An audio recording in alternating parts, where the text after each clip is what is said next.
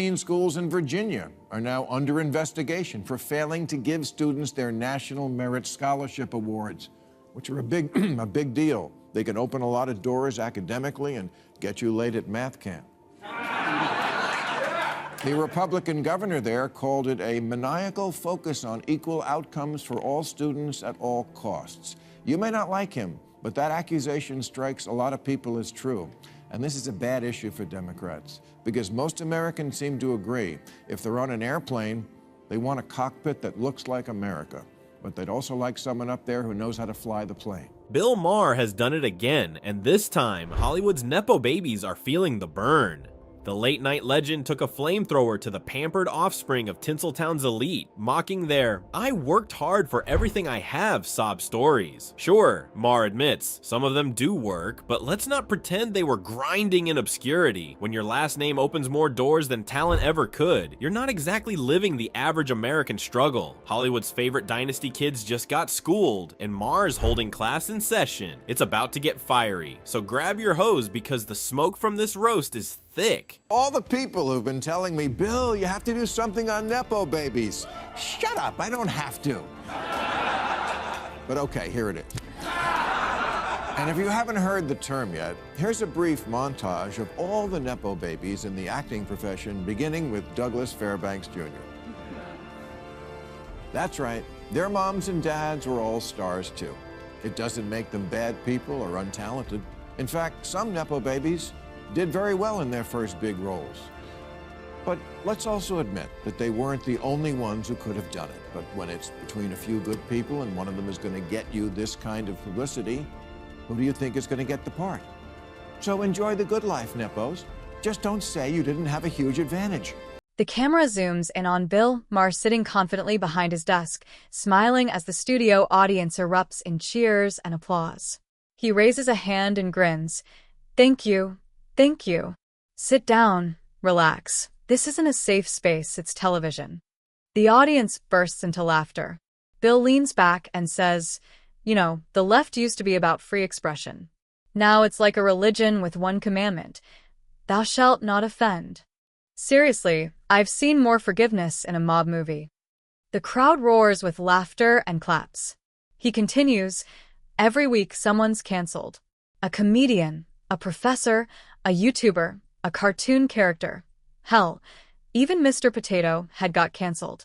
How do you cancel a potato? What did he do, not identify as a yam?" The audience erupts, laughing louder. Bill shakes his head and smirks. The woke left treats offense like currency. If you're offended, you're rich in moral points. The angrier you are, the holier you look. The crowd cheers and claps in agreement. "And I'm not saying people shouldn't be accountable," he adds, "but accountability used to mean you learn and improve. Now it means you disappear forever." The audience applauds again, some nodding in agreement. Bill gestures toward the stage and says, "All right, let's bring out tonight's guests. Journalist Bari Weiss, comedian Dave Chappelle joining us remotely, and political writer Andrew Sullivan. These are people who've stared into the abyss of Twitter outrage and somehow survived." The audience claps loudly as the guests take their seats. Bill turns to Bari and says, "You've said that cancel culture isn't about justice, it's about control. What do you mean by that?" Bari leans forward and says, "It's simple. Cancel culture isn't about changing minds, it's about enforcing conformity. You step out of line, they don't debate you, they erase you." Bill laughs and replies, "Exactly. It's like a digital guillotine. One tweet, and it's off with your head, metaphorically, of course, Feren." That this kid's future in the NBA is not assured. In fact, it's the opposite of assured. That's very assuring to me. Everyone wants to see LeBron James' son play on the same team with his father. There hasn't been a feel-good story that feel-good since Macaulay Culkin escaped from Neverland.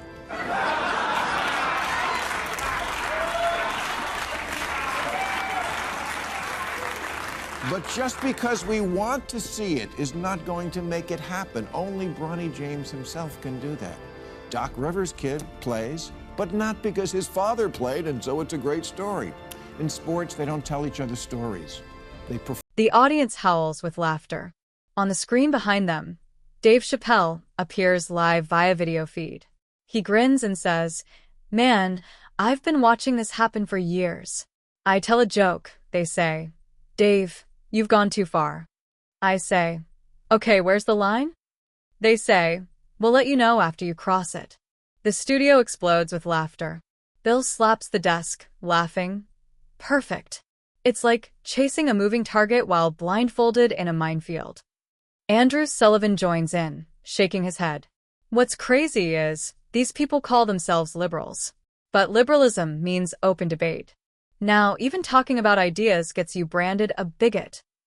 Bill nods seriously and says, "Right, the word bigot has lost all meaning. You can't disagree with anyone now without being called a Nazi. At this rate, my Uber driver's gonna get canceled for using the wrong pronoun for GPS." The audience laughs so hard the camera shakes slightly. Bari chimes in, "The internet made it easy to destroy people. Outrage has become entertainment now. People compete over who's the most offended." Bill laughs. "Yeah, it's the Olympics of outrage, gold medal in victimhood. It's exhausting." The crowd cheers, clapping again. You know what's worse? Bill continues. Corporations jumping in.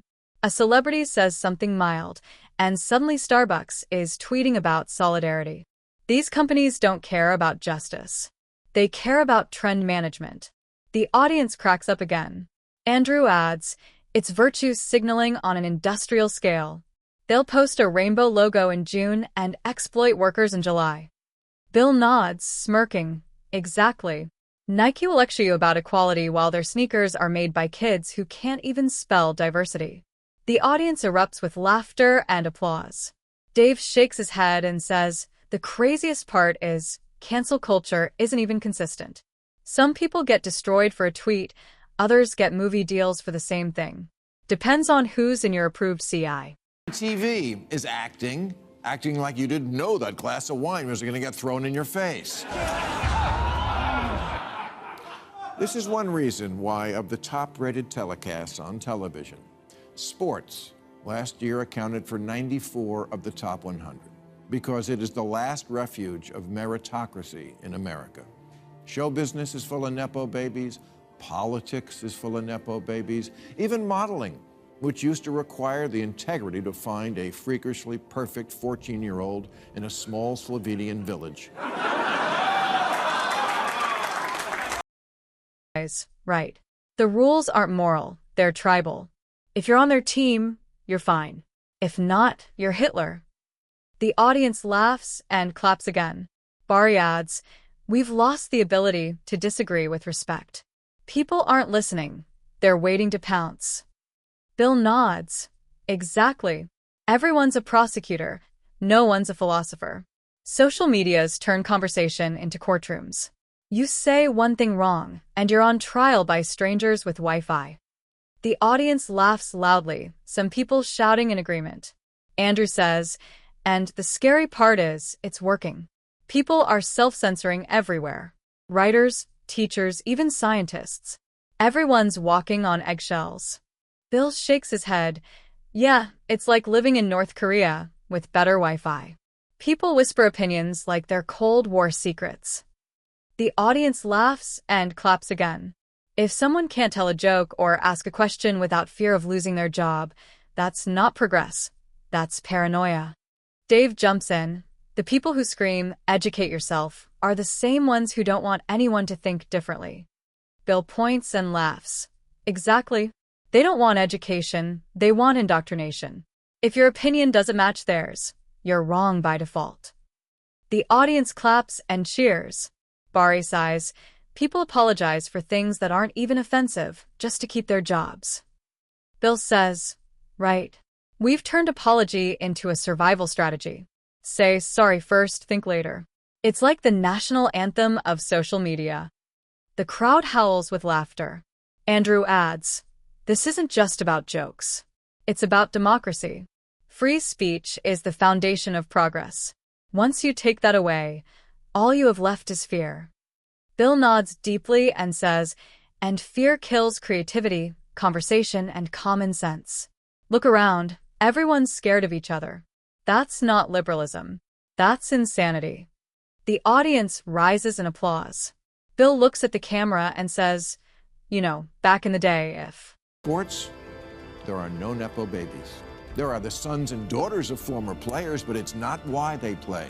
Layla Ali didn't knock out 21 opponents by smacking them with her birth certificate.